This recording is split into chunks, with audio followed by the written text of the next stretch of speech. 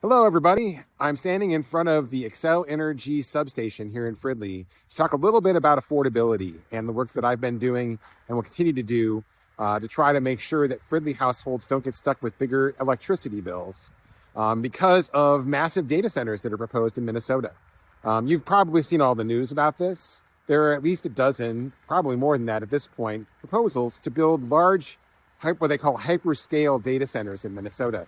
Now, none of these are proposed in our district, but they have an impact on our district. And the way that they have an impact is through your electricity bill.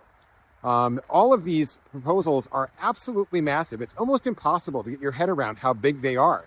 For example, one that's proposed in Farmington would use more electricity every year than is produced by the Monticello nuclear power plant. So if each one of these is that big, we're talking about a massive increase in load, and that requires a massive increase in the amount of power that's produced, which causes more power plants to be built, and that causes more costs to be passed on to consumers.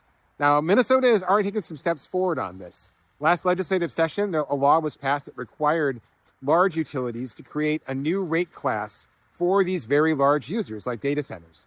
Right now, Xcel Energy is in the process of creating one of those, and that is in front of our Public Utilities Commission.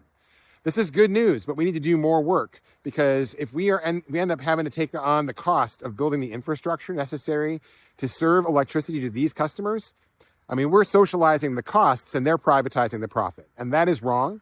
It's something that I fight against every day, and that I would really appreciate your support in, because we need to work together to try to prevent these costs from being passed on to consumers. My name is Aaron Clems. I'm running for Minnesota House District 39A, representing the communities of Columbia Heights, Fridley, Spring Lake Park, and Hilltop. And I would appreciate your support, because we all need to work together to make sure that affordability is top of mind this legislative session and every legislative session that follows it. Thanks so much. Have a great day. Bye-bye.